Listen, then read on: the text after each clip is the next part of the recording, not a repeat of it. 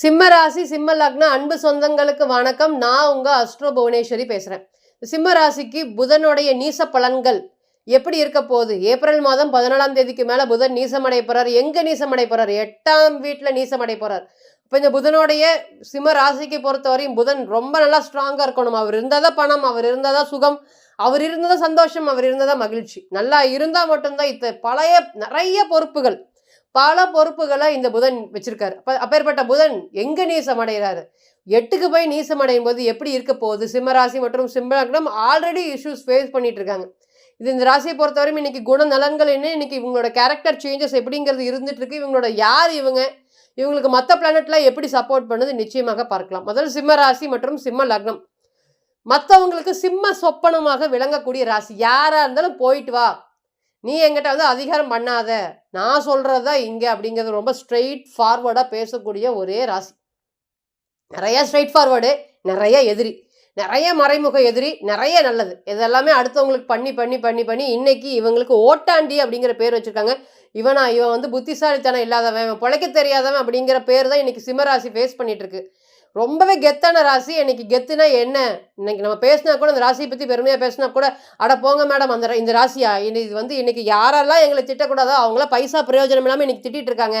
எங்கேயோ சர்க்கிள் விழுகுது, என்னோட குடும்பத்திலே சர்க்கிள் விழுகுது. குடும்பத்துக்காக ஓடி ஓடி இன்னைக்கு தேடுதலை விட்டுட்டோம் நாங்கள். ஏதோ சம்பாரிக்கணும், இல்லை இருக்கிறத சாப்பிட்டுக்கலாம் அப்படிங்கிற ஒரு சூழ்நிலைகள் இன்னைக்கு சிம்மராசியை பொறுத்தவரையும் ஃபேஸ் பண்ணிட்டு இருக்காங்க. இன்னுமே சொல்ல போகணும் அப்படின்னா, இந்த புதனுடைய நீச பலன்கள் இன்னும் எரியிற நெருப்புல எண்ணெயை தான் ஊற்ற போகுது அப்படிங்கிற மாற்றுக்கிறதே இல்லை.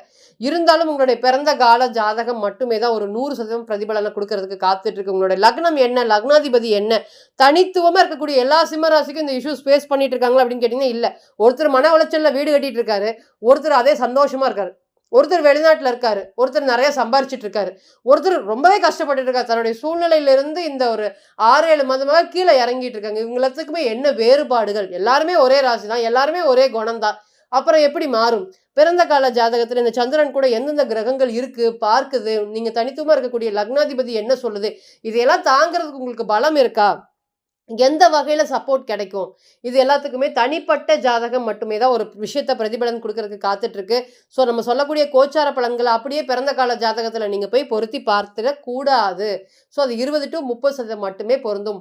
புதனுடைய நீச பலன்கள் சிம்ம ராசி மற்றும் சிம்ம லக்னத்துக்கு எப்படி இருக்க போகுது? முதல் சிம்மம் அப்படின்னு சொல்லும் போதே ஸ்ட்ரைட் ஃபார்வர்ட், எதா இருந்தாலும் ஒளிவு மறைவு இல்லாம பேசிக்கலாம் இப்பவே அப்படின்னு சொல்லக்கூடிய ராசி.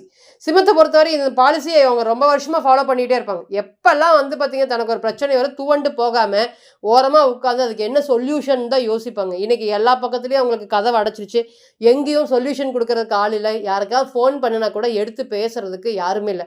இன்னைக்கெல்லாம் உணர்ச்சி இல்லாம ஒரு ஜடம் மாதிரி வாழ்ந்துட்டு இருக்காங்க. என்ன இவங்களுக்கு இந்த நிலைமை அப்படின்னு கேட்டிங்கன்னா, வெளியே வேணா அவங்க சந்தோஷமா சிரிச்சு நடிச்சு பேசலாமே தவிர்த்து அவங்க மனசுக்குள்ளார 1000 ஓடிட்டு இருக்கிறது அவங்களுக்கு மட்டும்தான் தெரியும். அந்த அளவுக்கு பார்த்தீங்கன்னா எனக்கு குடும்பம் இருக்கு, வருமானம் இல்லை, வருமானம் இருக்கு ஆனால் குடும்பம் இல்லை, குடும்பத்துல நான் சொல்றதை கேட்க மாட்டேங்கிறாங்க, எனக்கு மதிப்பு மரியாதை கௌரவம் அப்படிங்கிறது எங்கேயோ பறந்து போயிருச்சு அப்படின்னு சொல்லாத ஆட்களை நம்ம ரீசெண்ட் டைம்ல ஒரு ஜாதகத்தை பார்த்தோம். அவர்கிட்ட நம்ம தெளிவா சொல்லியிருந்தோம், ரொம்பவே உங்களுக்கு டைம் ரொம்ப ஒஸ்டா இருக்கு, நீங்க மனைவி பேர்ல எல்லா பிஸ்னஸையும் பண்றீங்க, ஸ்டாப் பண்ணுங்க. இந்த காலத்துல இருந்து இந்த காலத்து வரையும் நீங்க ஹோல்டு பண்ணி வைங்க, இன்வெஸ்ட்மெண்ட் பண்ணாதீங்க, ரொம்ப கவனமாக இருங்க அப்படின்னா அவர் சம்பாரிச்ச அனைத்து சொத்துக்களுமே பார்த்தீங்கன்னா அவங்க ஒய்ஃப் பேரில் பண்ணி வச்சிருந்தாரு. கிட்டத்தட்ட உங்களுக்கு அவங்களே எதிரியாக போகிறாங்க இந்த காலங்கள்லேருந்து இந்த காலங்கள் வரை. அவருடைய ஜாதகத்தில் அவர் நம்பவே இல்லை. ஏன் நம்பவே இல்லை அப்படின்னு கேட்டிங்கன்னா, அவருடைய 7ஆம் அதிபதி அவர் ராசி பார்க்குற, அவர் அந்த மாதிரி நடக்காது. எத்தனையோ வருஷங்கள் என் கூட இருந்தாங்கன்னு நம்ம சொன்னோம். இந்த நேரம் வீக்காக இருக்குது கிரக சேர்க்கைகள், இந்த வருட காலங்கள் ரொம்ப கஷ்டமாக இருக்கும், நீங்கள் தாண்டது ரொம்ப கவனமாக இருக்கும், இனிமேல் சம்பாத்தியம் பண்ணுறது உங்கள் பேரில் சம்பாத்தியம் பண்ணுங்கள், கொஞ்ச நாள் அட்ஜஸ்ட் பண்ணி வாழுங்க அப்படின்னு சொல்லியிருந்தோம். இன்னைக்கு பார்த்தீங்கன்னா 2025 26லேயே அவர் இஷ்யூஸ் ஃபேஸ் பண்ணிட்டு இருக்காரு. 25 நம்ம சொல்லக்கூடிய காலம் ஒரு திருமண வாழ்க்கையில் பெரிய அளவுக்கு பிரேக் அப்படிங்கிறத ஃபேஸ் பண்ணினாரு. அவர் இன்னைக்கு மனைவியை பார்த்து கிட்டத்தட்ட 6 மாதம் 7 மாத காலங்கள் ஆயிடுச்சு.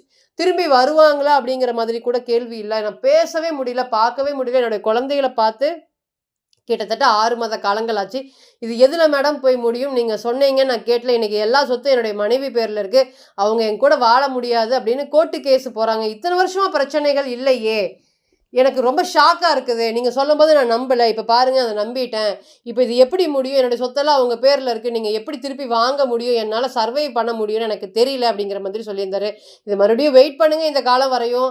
மறுபடியும் வந்து பார்த்தீங்கன்னா, நீங்கள் காம்ப்ரமைஸ்க்கு போங்க. இந்த நேரம் வரையும் வெயிட் பண்ணுங்கள் அப்படின்னு சொல்லி திருப்பியும் பேசி, இன்னைக்கு இந்த பிப்ரவரி மாதத்துக்கு மேலே அவர் படிப்படியாக வந்து பார்த்தீங்கன்னா, அவர் ஃபேமிலியோட மறுபடியும் சேர்றதுக்கு வாய்ப்பு கிடைச்சது. அவர் சேர்ந்துட்டாரு. அப்போ இப்போ மறுபடியும் கூப்பிட்டு சொன்னார், பிரச்சனைகள் எல்லாமே சால்வ் ஆயிடுச்சு. கிட்டத்தட்ட அவர் வந்து எல்லா சொத்தையும் கொடுத்துட்டு அவர் வெளிநாட்டுக்கு போய்க்கலாமா, ஒரு அனாதை போல் நான் வாழ்ந்துக்கிறேன் மேடம், நமக்கு ரொம்பவே வெக்ஸாகவும் டயர்டாகவும் பேசினார். அப்போ நம்ம சொல்லும் போது சொன்னால், அமைதி, இந்த காலங்கள் வரையும் அமைதி அப்படிங்கிற ஒரே வார்த்தைகளை தான் சொல்லி அவரை நம்ம தேத்தி கொண்டு வந்தோம். இன்றைக்கி அவர் எல்லா பிரச்சனையிலேருந்து சால்வ் ஆகி திருப்பி அவருடைய ஃபேமிலி லைஃபோட வாழ்ந்துட்டாரு. நமக்கு இன்றைக்கி கூப்பிட்டு நன்றி சொன்னார். இதுலேருந்து என்ன தெரியுது அப்படின்னு கேட்டிங்கன்னா, தனிப்பட்ட ஒரு ஜாதகம் தான். காதல் வாழ்க்கை காதலிச்சுட்டு இருக்கோம், அது கல்யாணத்தில் நடக்குமா, திருமணம் சம்மந்தப்பட்ட விஷயத்தில் எந்த நேரம் பிரச்சனைகள் வரதுக்கு காத்துட்ருக்கு, நிறைய திருமண வாழ்க்கையில் வந்து பார்த்திங்கன்னா இஷ்யூஸ் அப்படிங்கிறது எப்போ நம்ம ஃபேஸ் பண்ண போகிறோம், எப்போ பொருளாதார முன்னேற்றங்கள் அப்படிங்கிறது நமக்கு அதிகமாக இருக்குது, நம்ம பொருளாதாரம் பின்னடைவு எப்போ நம்ம ஃபேஸ் பண்ண போகிறோம், எதெல்லாம் நம்ம பண்ணலாம், எதெல்லாம் பண்ணக்கூடாது, எந்த நேரம் தொழில் பண்ணலாம், அந்த தொழிலை நான் பண்ணாலும் என்னுடைய மனைவி பண்ணாலும் எப்படி இருக்க போகுது, இந்த மாதிரி கேள்விகளுக்கு உங்களோட பிறந்த கால ஜாதகம் மட்டுமே தான் பதில் சொல்லக்கூடிய கடமைப்பட்டிருக்கு அப்படிங்கிறது மறந்துடவே கூடாது. நம்ம ஒரே ஒரு பிளானட்டை பற்றி மட்டும் பேசுகிறோம், புதன்கிற ஒரு கிரகத்தை மட்டுமே பேசுகிறோம். அதனால இது தனிப்பட்ட ஜாதகத்தோடு ஒத்துப்போவது ரொம்ப ரொம்ப ரொம்ப கஷ்டமாக இருக்கும். உங்களோட பிறந்த கால ஜாதகத்துக்கு கூடிய லக்னம், லக்னாதிபதி நடக்கக்கூடிய தசாபுத்திகள் அமைப்பில் தான் பலன்கள் பொருந்தி பெறும் அப்படிங்கிற மாற்று கருத்தே இல்லை. புதன் நீசம் அடையலாமா? ஆகக்கூடாது. ஆனால் நீசம் அடைஞ்சு ஒரு பாசிட்டிவ் என்ன அப்படின்னு கேட்டிங்கன்னா, தன்னுடைய வீட்டையவே பார்க்குறாரு. அப்போ எங்கிருந்து பார்க்குறாரு? 8லேருந்து பார்க்குறாரு. அப்போ நிறைய விஷயங்கள் பாதிப்படைய போது அதுக்கு ஏற்ற மாதிரி சில விஷயங்கள் உங்களை காப்பாற்ற போகுது. ஃபஸ்ட்டு சறுக்கல் சந்திச்சுட்டு இருந்த உங்களுக்கு இன்னைக்கு சறுக்கல் அப்படிங்கிறது வரவே வராது.